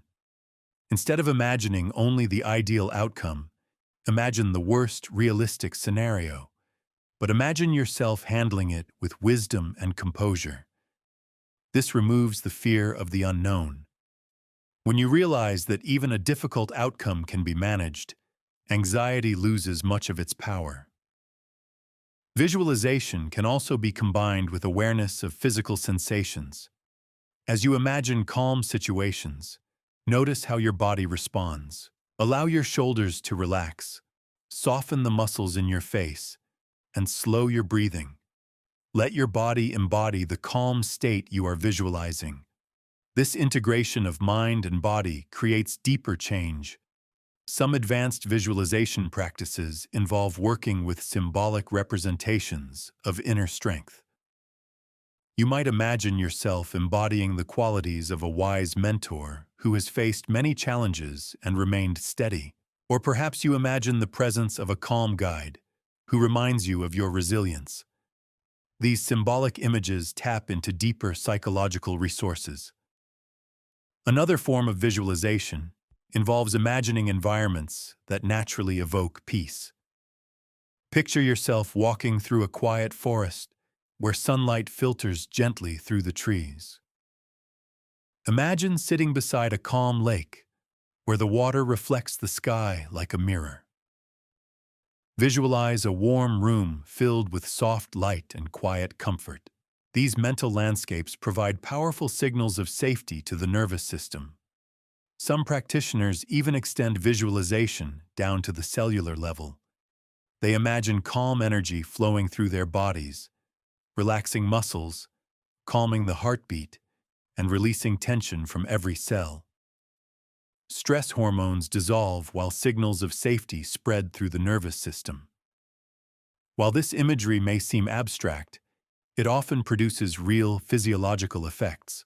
Finally, visualization can be strengthened through affirmations that align with your experience. Instead of repeating unrealistic statements, choose phrases that feel believable and supportive. For example, I am learning to respond to challenges with calm awareness. My mind and body know how to return to balance. I can face uncertainty with strength and clarity. When these affirmations accompany vivid imagery, they reinforce the neural patterns you are building. Over time, visualization becomes more than a technique. It becomes a way of training your mind to expect calm instead of fear. Chapter 12. Your nervous system is the command center behind anxiety. Many people try to think their way out of anxiety using logic, analysis, or reassurance. But anxiety does not begin in logic. It begins in the nervous system. Until you learn how to regulate your nervous system directly, anxious thoughts will continue to return. Your autonomic nervous system has two primary branches that constantly interact with each other. The first is the sympathetic nervous system, often called the accelerator. It activates when your brain perceives danger. This system prepares your body for action by increasing heart rate, raising blood pressure, tightening muscles, and releasing stress hormones. The second is the parasympathetic nervous system, which acts as the brake. This system slows your heart rate, deepens breathing, relaxes muscles, and restores the body's natural balance. Anxiety occurs when the accelerator remains engaged for too long, while the brake struggles to activate. But modern neuroscience has revealed that the nervous system is even more complex than this simple two-part model. According to polyvagal theory, your nervous system actually operates in three primary states. The first state is called the ventral vagal state. This is the state of safety and connection. When this system is active, you feel calm, open, and capable of engaging with others. Your breathing is steady, your thinking is clear, and your emotions remain balanced. The second state is the sympathetic activation state, which corresponds to the familiar fight or flight response. In this state, your body mobilizes energy to respond to perceived danger. The third state is known as the dorsal vagal shutdown state. When the nervous system becomes overwhelmed and perceives escape as impossible, it may shift into shutdown. This can manifest as numbness, disconnection, exhaustion, or emotional withdrawal. Many people who struggle with anxiety cycle between sympathetic activation and dorsal shutdown. They move from intense stress to emotional exhaustion without fully accessing the ventral vagal state of safety. Learning to activate this safe state intentionally is one of the most powerful skills you can develop. At the center of this regulation system lies the vagus nerve, the longest cranial nerve in your body. It connects your brain to many major organs, including your heart, lungs, and digestive system. This nerve acts like a communication highway between your brain and body. When the vagus nerve receives signals of safety, it activates the parasympathetic system and helps restore calm. One of the most accessible ways to influence the vagus nerve is through breathing. Your breath constantly sends signals to your nervous system. Rapid, shallow breathing communicates urgency and danger. Slow, controlled breathing communicates safety. A particularly effective breathing pattern for calming the nervous system is the physiological sigh. First, take a slow inhale through your nose. Then take a second small inhale on top of the first breath. Finally, release a long, slow exhale through your mouth. This breathing pattern helps expand the lungs fully and signals the nervous system to relax. Another important concept in nervous system regulation is heart rate variability. When your nervous system is healthy and flexible, your heart rate changes slightly with each breath. It speeds up during inhalation and slows during exhalation. This variation indicates resilience. However, during chronic stress, the heart rhythm becomes more rigid. One way to improve heart rate variability is through coherent breathing, which involves breathing slowly at a steady rhythm of about 5 breaths per minute. This rhythm synchronizes the heart and nervous system, encouraging balance. Cold exposure can also strengthen nervous system resilience. Brief exposure to cold water or cold air activates the sympathetic response. But when you maintain calm breathing during this exposure, you train your nervous system to remain regulated even while activated. Over time, this increases your tolerance for stress. Another important principle is co-regulation. Human nervous systems naturally synchronize with one another. When you spend time around calm and regulated people, your nervous system tends to settle as well. Conversely, spending time around highly anxious individuals can increase your own activation. This is why supportive relationships can be so powerful for emotional stability. Movement is also essential for nervous system health. When your body enters a stress response, hormones such as adrenaline and cortisol prepare your muscles for action. If that energy remains trapped in the body, tension builds. Physical movement allows your body to complete the stress cycle. This does not require intense exercise. Gentle shaking, stretching, walking, or dancing can help release stored energy and restore balance. The concept of the window of tolerance also applies strongly to nervous system regulation. Your window of tolerance represents the range within which your nervous system can handle stress while remaining balanced. When you move outside this window, anxiety or shutdown occurs. Recognizing the early signs that you are leaving this window allows you to intervene before anxiety escalates. Progressive muscle relaxation also directly influences the nervous system. By deliberately tightening and releasing muscle groups, you teach your body to recognize the difference between tension and relaxation. This awareness helps reset your baseline level of physical stress. Sound and vibration can also regulate the nervous system.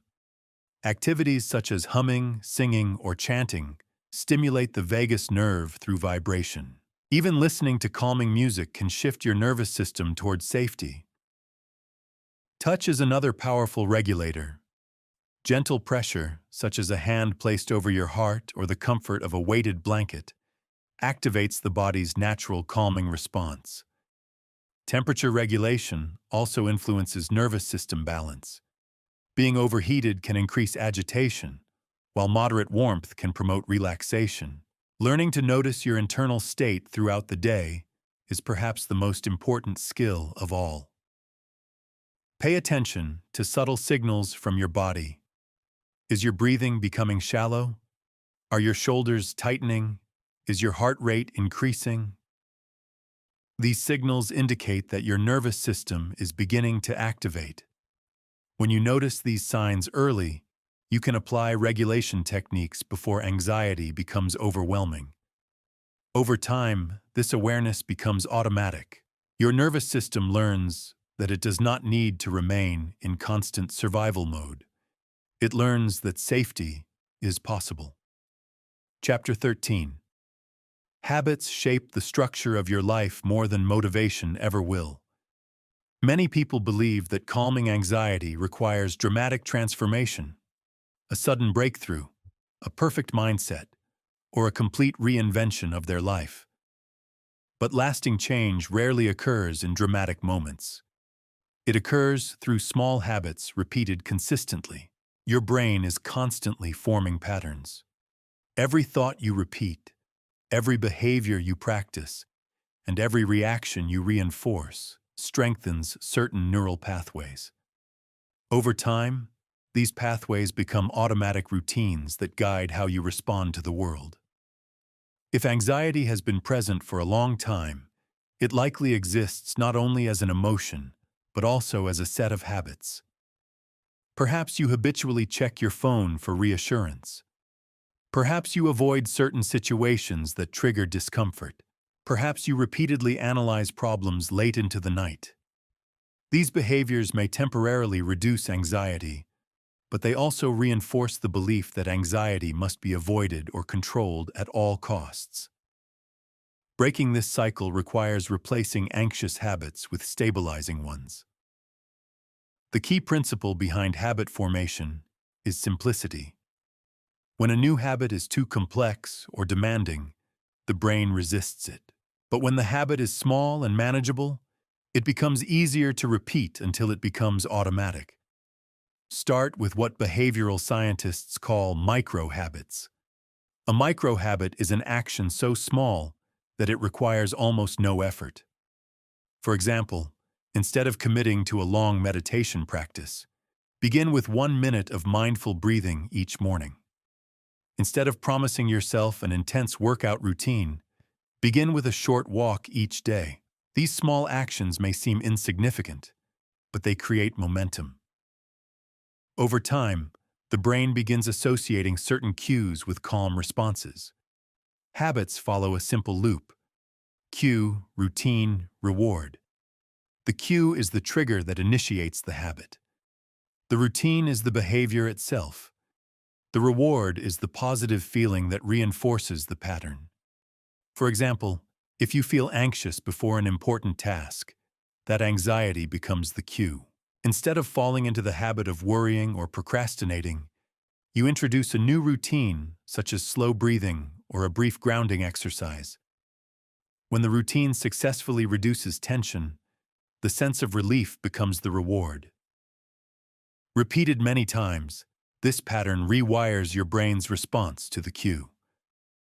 Morning routines can be especially powerful for stabilizing the mind. How you begin your day often sets the tone for the hours that follow.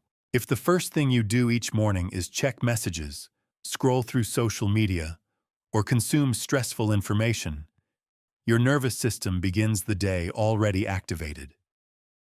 A calmer approach might include a few minutes of quiet breathing, gentle stretching, or setting a clear intention for the day. This small shift creates a foundation of stability. Evening habits are equally important. The anxious mind often becomes most active at night, when external distractions fade and unresolved thoughts surface. Creating a consistent evening routine signals to your brain that it is time to transition from activity to rest. Dimming lights, reducing screen exposure, journaling briefly, or reading something calming can help your nervous system prepare for sleep. Movement habits also play a significant role in emotional balance. Your body was designed for motion. When you remain sedentary for long periods, stress hormones accumulate. Regular movement helps release these hormones and restores physiological balance. This movement does not need to be intense. Walking, stretching, yoga, or any form of rhythmic activity can help regulate your nervous system. Nutrition habits also influence anxiety. Large fluctuations in blood sugar can create symptoms that resemble anxiety, shakiness, irritability, and difficulty concentrating. Eating balanced meals that include protein, healthy fats, and complex carbohydrates helps maintain steady energy levels throughout the day. Hydration is another often overlooked factor. Even mild dehydration can increase fatigue and reduce cognitive clarity. Drinking water consistently throughout the day supports both physical and mental stability. Digital habits also deserve attention. Modern technology exposes you to a constant stream of information, much of it designed to capture attention through urgency or emotional stimulation.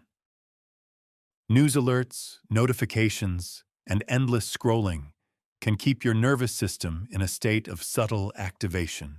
Creating intentional boundaries with technology can dramatically reduce background stress.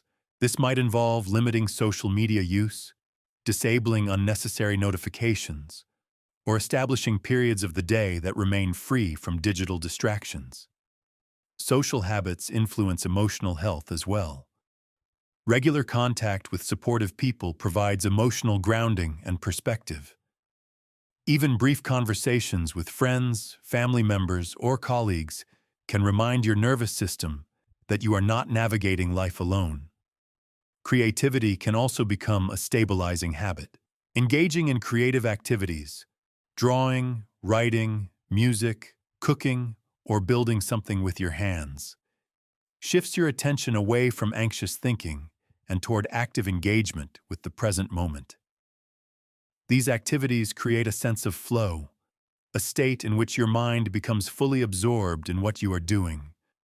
Journaling is another habit that can reduce anxiety. Writing your thoughts on paper helps externalize worries that might otherwise circle endlessly in your mind. It allows you to examine them with greater clarity and perspective. You may even discover patterns in your thinking that were previously invisible. Gratitude habits can also shift mental focus. The anxious mind naturally scans for potential problems. By deliberately identifying things you appreciate, even small ones, you train your brain to notice positive aspects of your experience. This does not eliminate challenges, but it balances the brain's natural negativity bias. Another powerful habit is practicing intentional pauses throughout the day. Several times each day, take a moment to check in with yourself. How is your breathing? How does your body feel? What thoughts are moving through your mind? These brief moments of awareness interrupt automatic patterns and allow you to reset before stress accumulates. Over time, these small habits compound. Individually, they may seem simple, even insignificant, but together, they create a lifestyle that supports emotional stability. Instead of relying on occasional bursts of motivation, your daily routines begin guiding you toward calmness and clarity. Anxiety thrives in chaotic environments and unpredictable patterns. Habits create structure. And within that structure, your mind begins to find peace. Conclusion: anxiety is not a mysterious force controlling your life. It is a pattern of thoughts, nervous system reactions, and habits that developed over time. And the most important truth to remember is this: patterns can change. Throughout this journey, you have seen that anxiety is not a personal flaw. It is your mind's attempt to protect you. The problem arises when this protective system becomes overly sensitive, reacting to imagined threats instead of real danger. Understanding this shifts your relationship with anxiety. Instead of fighting it, you begin to understand it. You learned that the anxious mind often lives in the past or the future. By returning your awareness to the present moment, you remove much of the fuel that keeps anxiety alive. You discovered that thoughts are not always facts. Many anxious thoughts are distorted predictions. When you observe them rather than automatically believing them, you create space for calm. You also saw that anxiety is deeply connected to the body. Breathing, movement, posture, and daily habits all influence how safe your nervous system feels. You explored resilience, self-trust, and the ability to live with uncertainty. Life will always contain unknowns, but peace does not come from controlling every outcome. It comes from trusting your ability to handle whatever happens. Calm is not something you achieve once and keep forever. It is something you practice. Each moment of awareness weakens the old patterns of fear. Each small habit of presence strengthens new patterns of stability. Over time, something quiet but powerful begins to change. The situations that once triggered intense anxiety begin to feel manageable. Your mind becomes less reactive. Your nervous system remembers how to return to balance. And eventually, you realize something profound. You do not need to control life in order to feel safe. You only need to trust yourself enough to meet it as it unfolds.